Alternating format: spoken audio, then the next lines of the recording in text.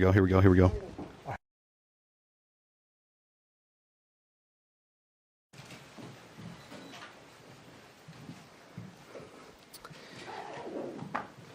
Thank you for coming today.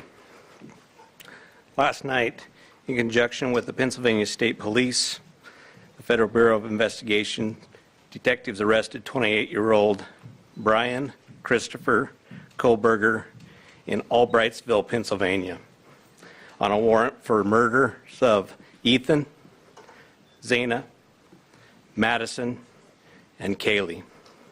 I want to personally thank these agencies for their assistance in this case.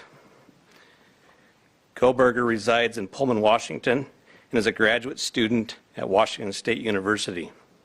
We will provide as much information as we can about the extradition to Idaho and the criminal process. However, due to Idaho state law, we are limited in what information we can release today until Kohlberger has his initial appearance in Idaho court. I want to express my appreciation to our local community, the people of Idaho, and those throughout our nation who provided information to help us investigate these murders has been very impressive. We've received over 19,000 tips, and we've conducted over 300 interviews.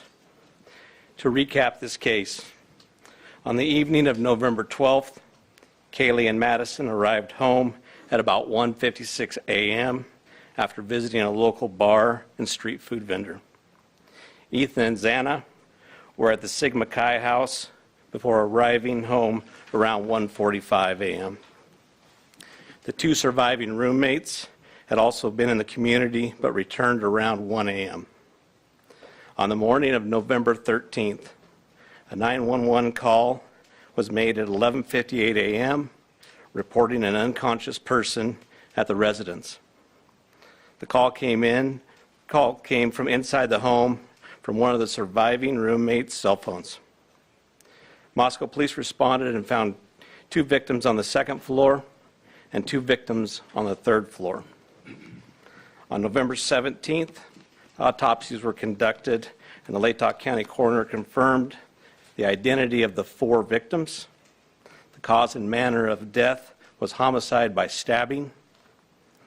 Some had defensive wounds, and each had been stabbed multiple times. These murders have shaken our community, and no arrest will ever bring back these young students. However, we do believe justice will be found through the criminal process. This was a very complex and extensive case.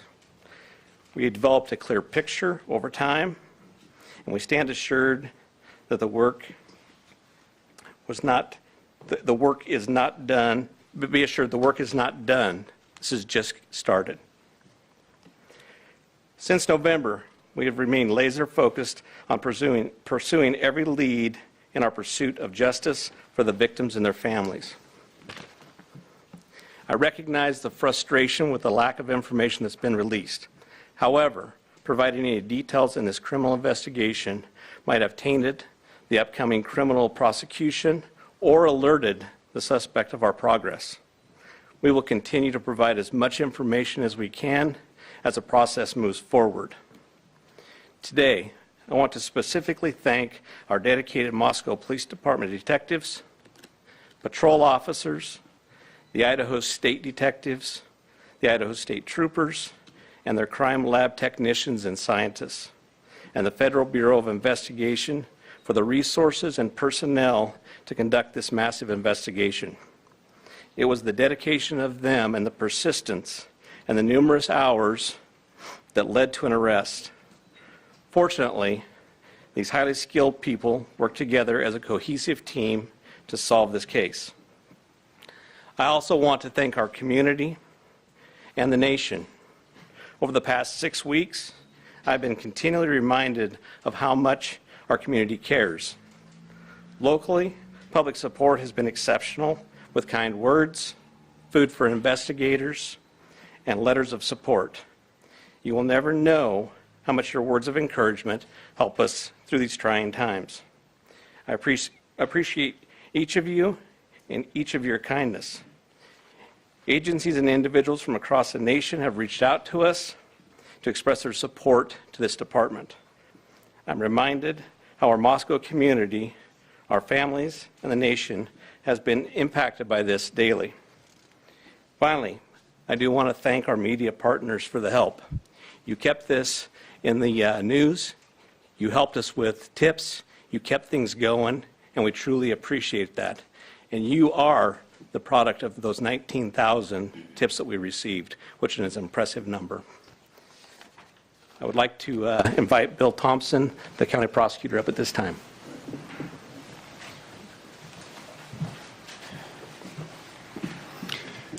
Good afternoon, folks. My name is Bill Thompson. I'm the Latah County prosecutor.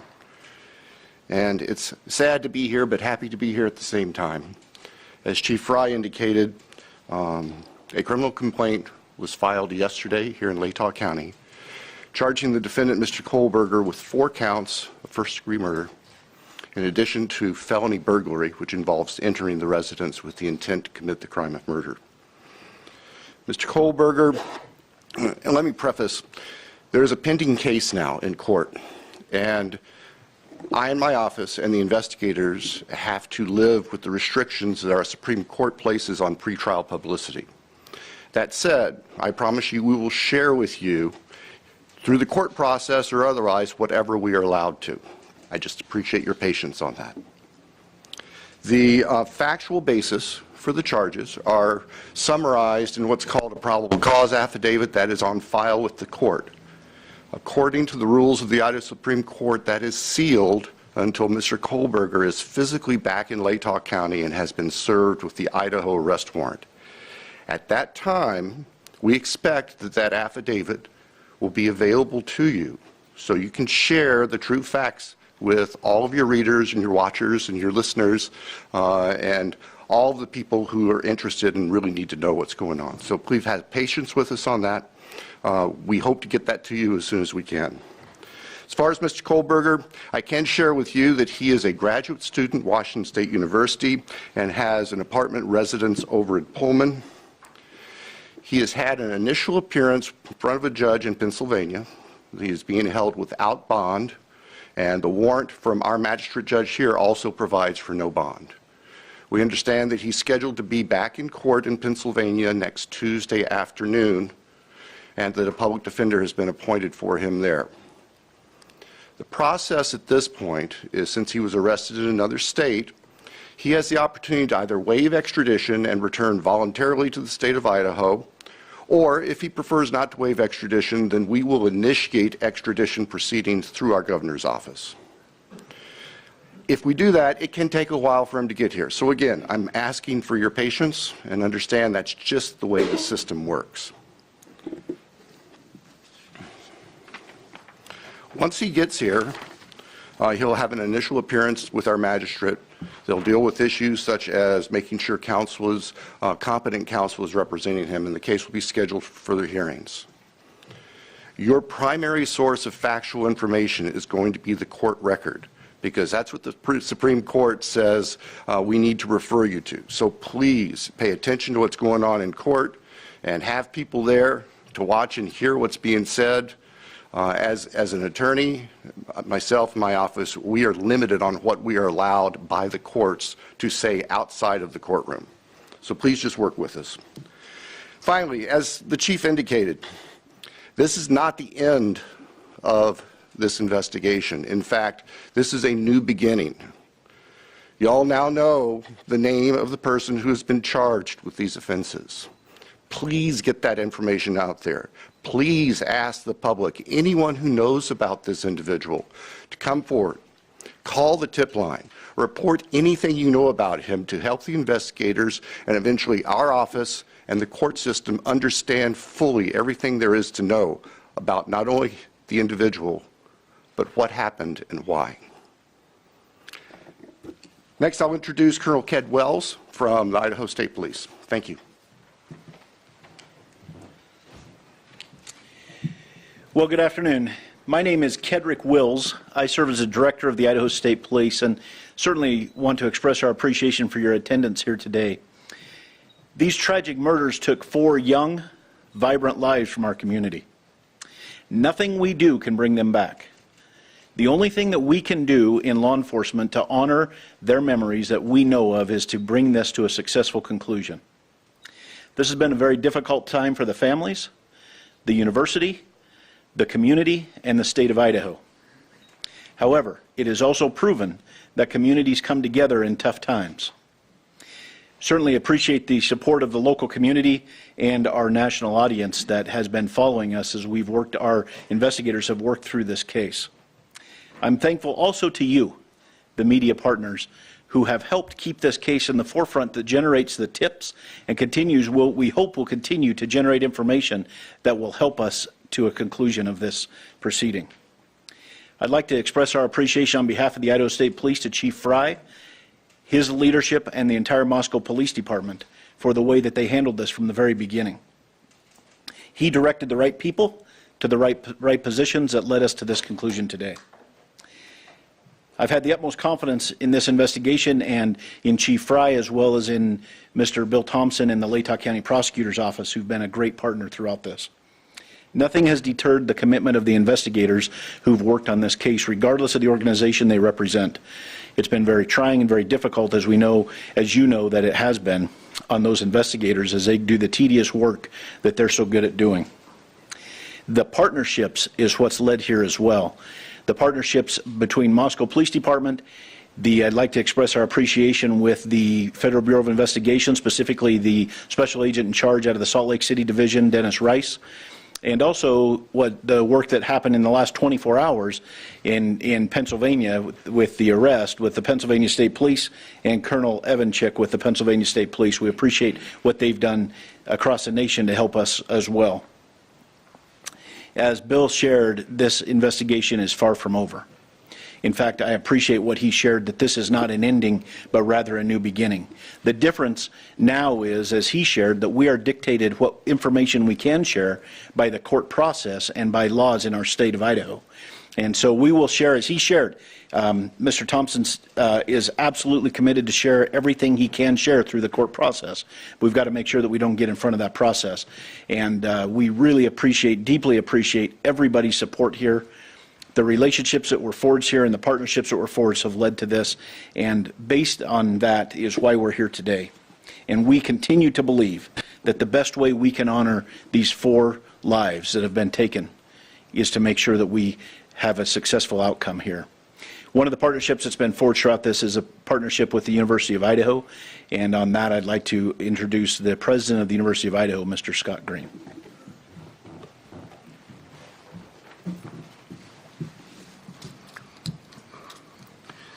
Thank you. Good afternoon. Scott Green, President of the University of Idaho. Today's news and arrest is a welcome one. It's a relief to our university, our community, and our extended Vandal family. The outpouring of support over the past 6 weeks helped sustain us during the most trying time. It provided the strength that helped us navigate the international scrutiny visited on our students and employees. We are truly thankful for the compassion and acts of kindness shown to our community.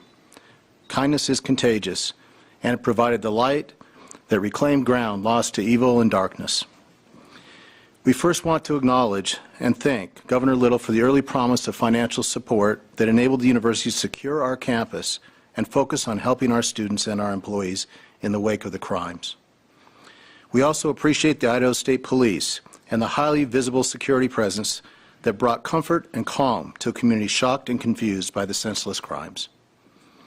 We never lost faith that this case would be solved and are grateful for the hard work of the Moscow Police Department and their law enforcement partners. Vast and committed FBI resources brought important expertise to this complex case. Across the board, dedicated, highly competent personnel worked this case to arrest. This crime has nevertheless left a mark on our university, our community, and our state.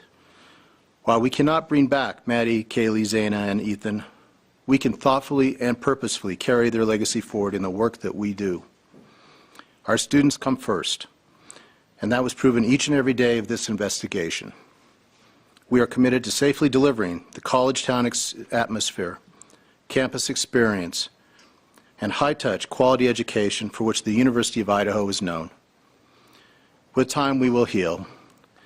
We will move forward together, and we will remain Vandal strong. With that, I'd like to turn it back over to Chief Fry.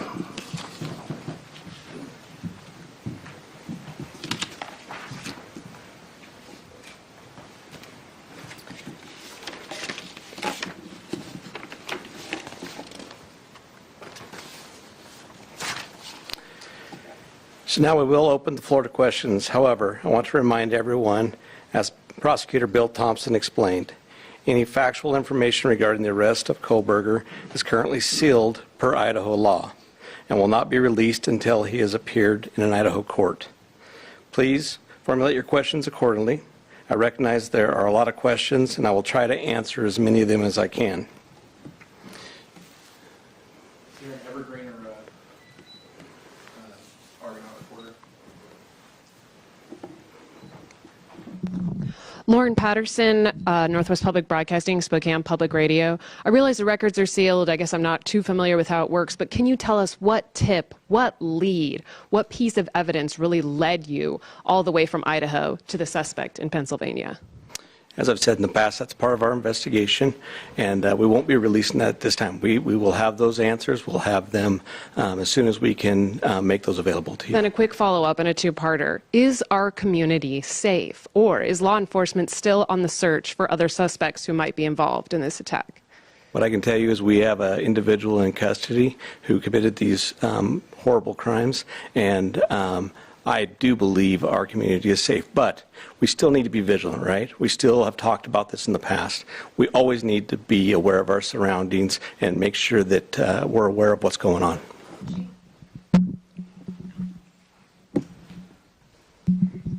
Hi, Chief.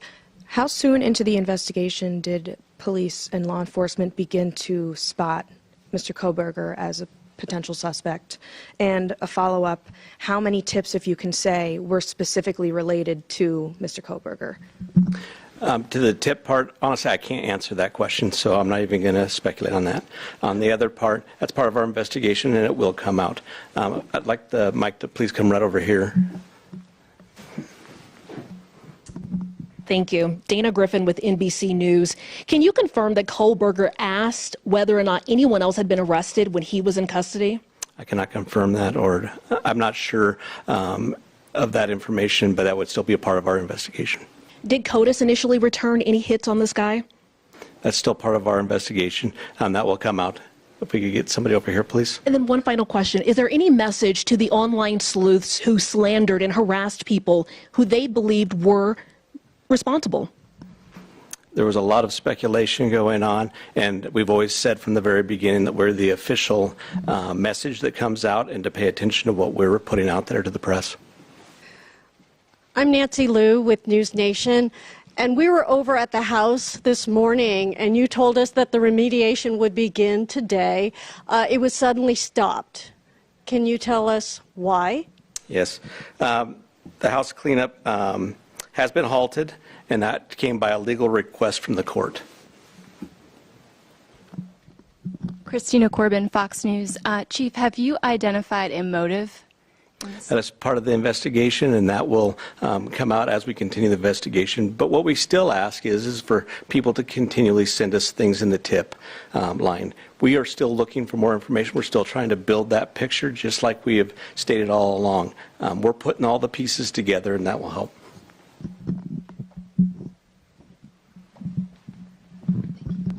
Chief, Veronica Miracle with CNN. Any indication that the suspect knew the victims? That's part of the investigation as well. It won't be something that will come out at this point in time, but as we continue the investigation and as this case goes to trial, that will be brought forth. Have you spoken to the families? Can you tell us what they've told you today? Are you talking the victims' families? Yeah, we have reached out to the victims' family as we always do. We've done that daily, and we've continued to have contact with them. Hey, Nate Sanford, you mentioned earlier that you're still seeking tips about Brian and that people should still share whatever information they have. Can you speak at all about what specifically people should be reaching out for, like if they know something? I would say anything and everything. As we've said all along, we know what tips we're looking for. We will take those tips and we will have professionals look at those and decide which pieces of those we need to use for our case. So we ask that everybody would do that. Angela Palermo, Idaho Statesman. Your department and other investigators on the case took a lot of flack for keeping information close to your chest. Are you glad that you did that, and were you worried about tipping the suspect off? I will 100% stand behind the way that we handled this investigation. And this all started from day one with our patrol officers arriving on scene, locking down the scene, us calling in the Idaho State Police, us calling in the FBI, and keeping information that was pertinent to this case very, very tight. We want to have a situation where when this goes to trial, there is no doubt that we've done everything right and we've slowed down and we've continued to slow down. We'll continue to do that. Hey, Chief. Have you guys found the murder weapon or the Hyundai Elantra? So we are still looking for all pieces of evidence, but we are still looking for the weapon. And I will say that we have found an Elantra. Stephanie Becker with CNN. Can you tell what it was like when you got the phone call when the police told you that they had your suspect?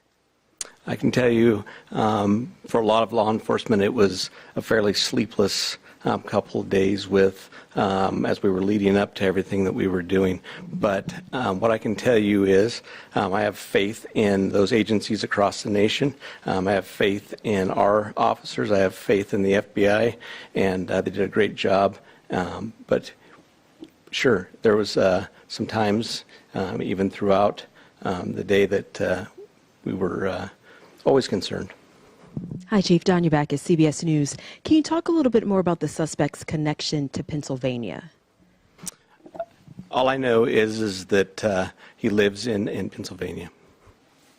Chief Guy Tannenbaum from Nonstop Local KHQ in Spokane. More about the Elantra. We saw reports that you mentioned that you recovered an Elantra, but can you specify where that was found? And we know that that was one of the biggest pieces of information you were asking from the public to tip. Were you able to provide an information on whether those tips led to this seizure of an Elantra? That's still part of the investigation that will come out in the future.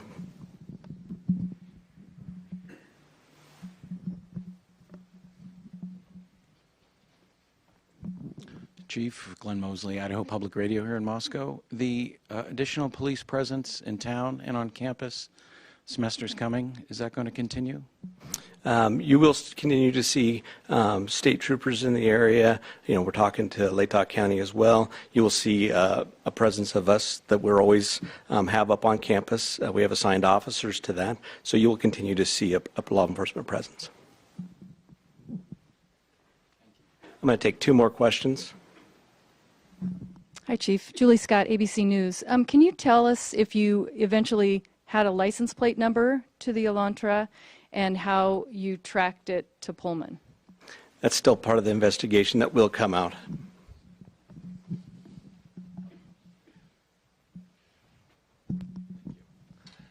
Chief, hi, Matt Lovelace with the Murrow College of Communication. I want to ask about Mr. Koberger as a graduate student at WSU.